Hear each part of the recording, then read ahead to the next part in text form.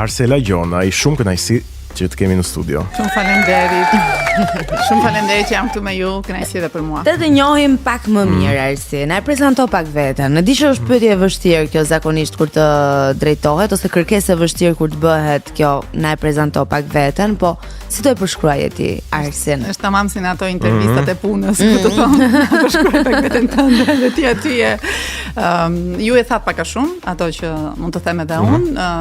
Unë kam studiuar juridik, po themi ai formimi klasik është juridik, po kam patur gjithmonë pasion artin dhe sidomos kinematografin. Kjo vjen që nga vegjelia. Unë qysh e vogël kam dashur shumë kinematografin, kam dashur shumë të isha dhe unë brenda atij ekranit të madh kur shikoja filmat në kinema. E di më kujtove Arsi, më kujtove një nga, po besoj shumë fëmijë të brezit tim e kanë pasur të njëjtën gjë.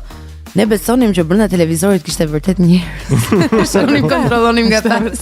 Shihje nga pas. Është vërtet. Ka qenë një gjë kështu, po. Impakti im i parë ka qenë me sallën e madhe të kinemas, sepse un kam lindur në Vlorë, atje kishim një kinema shumë të madhe dhe na çonin qysh në kopësht të shikonim filma, dhe un mahnitesha kur shikoja edhe filmat me Herkulin. Që un nuk e kam arritur atë kohë kur në Vlorë kishte ende kinema. Me vërtet.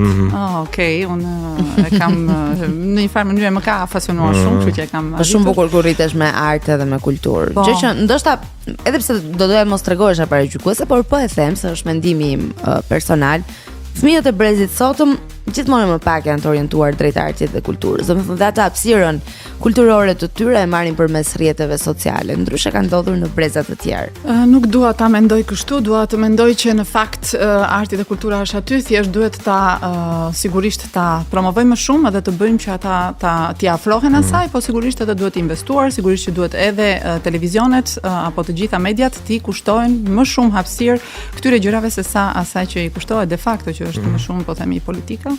E vërtet, tani pyetja ime është, ti je juriste, pra merresh me këtë fushën e drejtësisë, po si shkove tek pasioni për filmin, s'po them se mund ta kesh pasionin për filmin, po të merresh me një podcast që merret me kinastët. Ideja është kjo që, siç e thash, përveç studimeve klasike që kam bërë, unë kam studiuar në Itali juridik, edhe atje kam në një farë mënyrë zhvilluar këtë pjesë. Pastaj vendosa të kthehesha për një farë kohë në Shqipëri dhe e kam patur brenda meje. Tani para ikur nga Italia. Atyri në Itali. Nga bisedat paraprake, ne dim që ke pasur edhe një pjesëmarrje në një serial italian apo jo. E vërteta është që unë shkova për studime në Itali, kam studiuar në Bari, në jug të Italisë, dhe në një moment të caktuar u gjenda pjesë e një grupi, po themi studentësh, të cilët me një djalë i cili ishte shumë vizionar në atë kohë, i cili na mblodhi, ishim disa studentë dhe me pasione për gazetarinë të tjera, dhe vendosëm që të bënim një, po themi, program me mini seri, me mini puntata, me mini programacione, ku trajtonin probleme të ndryshme, për shembull unë në rastin tim sillja në fokus problemet e studentëve që kishin në atë kohë, ata që për shembull vinin nga jashtë, ose dhe problemet e ndryshme të studentëve italianë që bënin për shembull vajtje ardhje brenda ditës, tarifat e të tjera. Pra unë sillja këtë për shembull në fokus, edhe aktroja e të tjera në farë mënyrë sillja ato që ishte e vërteta. Të tjerët pastaj sillnin rubrikën për shembull sportive, dikush tjetër. Sa mirë do ishte sikur ta gjenim këtë serialin. Është një çike vështirë, edhe unë doja shumë. E ke kërkuar? E kam kërkuar, duhet të vijem prapë në kontakt me këta i shokët e mi, sepse në atë kohë ka qenë vite më përpara, domethënë ka qenë paraloj. Për çfarë viti bëhet fjalë? 2006 mendoj. Në 2006. Nuk pas ka qenë dhe aq herët. Nuk ka qenë 2005, 2006, nuk ka qenë dhe aq herët, po ishte paraloje këtyre gjërave dhe nuk e di, domethënë do arrit dot të ta marr, po është një 20 vite, më e konsinë. Po ta mendosh 20 vite. Faleminderit që na e kujtove. Megjithatë jo s'ka të bëjë me ty kjo. Thjesht seriali. Thjesht ajo, po ekziston, do ta gjej një ditë. Edhe është shfaqur edhe në Telenor, madje.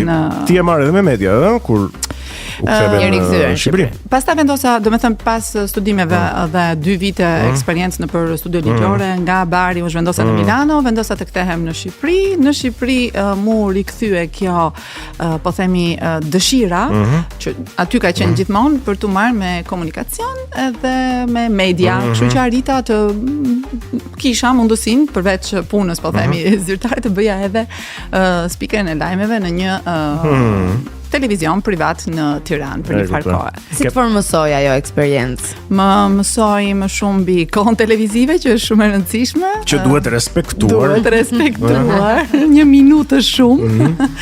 Më mësoj të jem konfidente me kamerën, më mësoj, Ke pasur një model me qenë se je marrë me drejtësi dhe je juriste, vazhdon ende të merresh, çfarë them? Modeli vetëm që më vjen ndërmend nëse do më pyesësh se cili ka qenë, në fakt ka qenë Silvia Kondi, që e mbaj mend që në vegjëli të hershme, domethënë kur shikoja te Lapjovra tek Oktapodi, domethënë ajo ka qenë modeli im që më duke një femër e fortë, e zgjuar, e bukur, që vendoste drejtësinë, që bashkëpunonte për të vendosur drejtësinë, dhe më duket edhe shumë aktuale, kështu si figurë. Duket sikur të gjitha ne gocat jemi rritur në një moment të jetës tonë me një serial italian që na ka transmetuar pikërisht figurën e kësaj lloj gruaje. Po jo vetëm ju gocat, edhe në çunat, me seriale të ndryshme italiane, po them. Me seriale të cilat kanë qenë hit në Shqipëri në një periudhë caktuar. Silvia Kontin është mirë ta kesh model, po aman, domethënë ruaje veten. E kuptoj.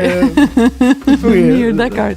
Pikërisht për ta ruajtur veten vendosa që përveç këtyre gjërave të vështira ose të forta me impakt të fokusohesha në çike te pasionet e mia.